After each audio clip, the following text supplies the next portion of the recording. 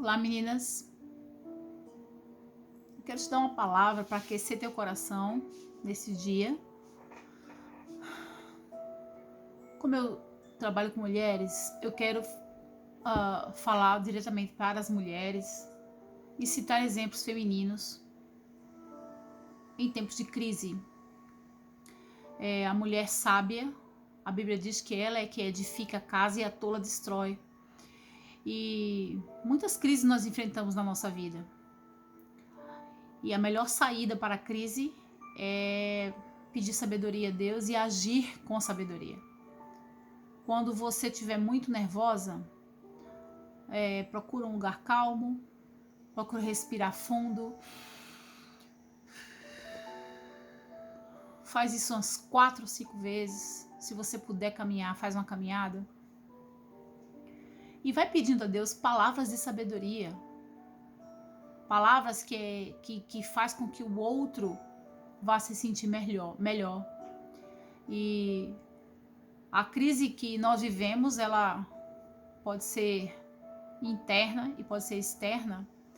E eu quero te citar aqui, já para começar, com Eva. Eva viveu várias crises na vida dela, crises fortíssimas. A primeira foi quando ela assumiu pegar aquele fruto que era proibido. E além do que ela comeu, ela deu ao marido. Então isso criou um caos na relação dela com tudo. Na relação dela com Deus, na relação dela com o marido e na sua posteridade. E na relação dela com ela mesma. Imagina depois de tudo isso, da sentença, como é que ela não se sentiu, né? Uma mulher destruída, uma mulher sem confiança. E isso gera muitos inconvenientes emocionais.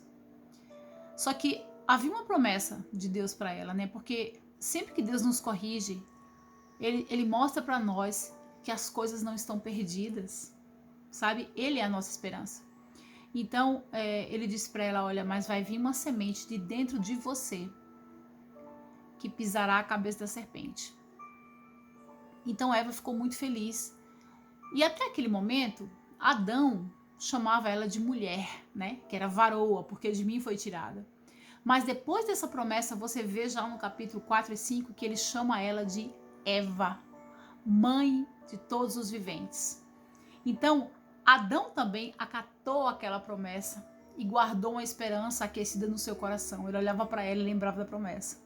Ele olhava para ela e falava, poxa, nós vamos vencer. Nós vamos sair dessa vergonha, desse opróbrio, sabe? Nós vamos restaurar o nosso casamento. Nós vamos viver bem. Vamos voltar a ser como era. E o que acontece? Eva guardou a promessa e fica grávida do primogênito. Você imagina? Eu fico pensando como que ela não mimava esse menino, né? A Bíblia diz que ela deu o nome dele, botou o nome dele de Caim, depois teve outro filho que se chamou Abel. Então os dois crescendo, entendendo o que era o relacionamento com Deus, que fazia-se sacrifícios desde a época do Éden. A Bíblia diz que Abel ofereceu um sacrifício e Caim outro, e Deus aceitou o de Abel e rejeitou o de Caim porque ele era mau. E a Bíblia diz também que por causa disso ele foi e matou Abel. Você percebe de novo que outra crise veio sobre o casal adâmico, onde agora ela nunca tinha visto alguém morto, porque a Bíblia diz, né, que depois do pecado você iria morrer agora, mas ela não entendia ainda o que é isso, o que é morte, como assim, né? Então ela pensava que podia ver isso nela mesma ou em Adão, mas ela viu isso no próprio filho, que eu creio que causa uma dor muito maior, uma dor emocional muito maior, uma perda. Então, quando ela vê que aquele filho mata alguém, ela pensa, nossa, toda a minha esperança foi embora. Acabou. Esse não pode ser aquele que vai matar a serpente, porque Deus também o rejeitou. Então, e o que era bondoso e o que Deus rejeitou está morto. Então, poxa, e agora? Como é que tá minhas emoções, meu coração e a minha esperança, né? E você já percebe que isso acontece com as mulheres? Às vezes acontece cada coisa horrível que te deixa desanimada e que se você não trata, você vira louca, você fica perplexa com tanta coisa, você não sabe reagir. E às vezes só o que nos resta é raiva, é falta de fé, entende?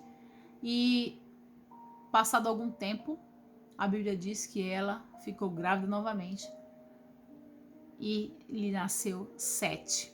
E a Bíblia diz que a partir dali se começou a invocar o nome do Senhor.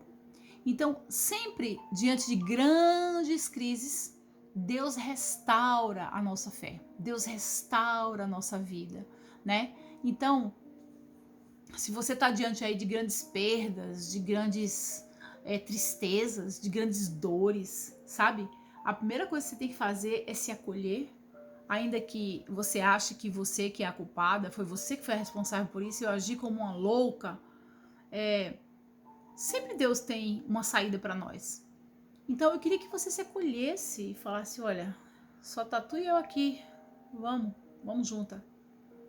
Não te largo, conheço os teus defeitos, sei quem tu és, mas eu também sei a tua fé.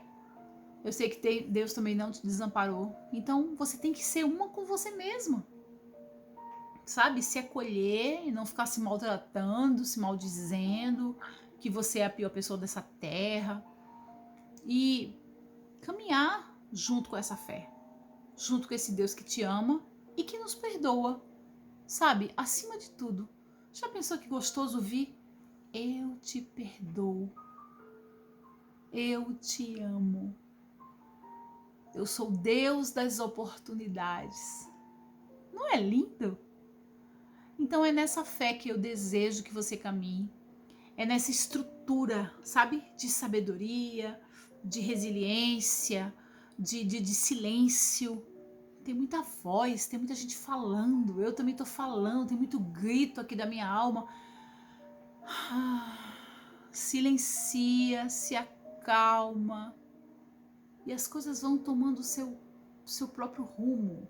As coisas vão se encaminhar. A Bíblia diz que as coisas contribuem para o nosso bem, né? Então, crê nisso. Tá um caos, não tá caminhando como eu quero, não é do jeito que eu pensava, eu tô tão decepcionada, eu tô tão envergonhada. Ou seja lá, que sentimento difícil que você tá passando agora. Eu quero te falar que você é a menina dos olhos de Deus.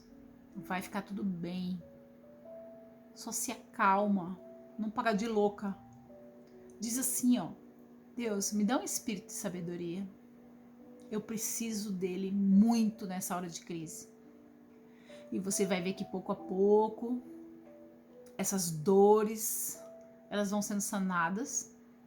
E depois de um período de silêncio, no abrir da tua boca, vão sair palavras de vida e não de morte.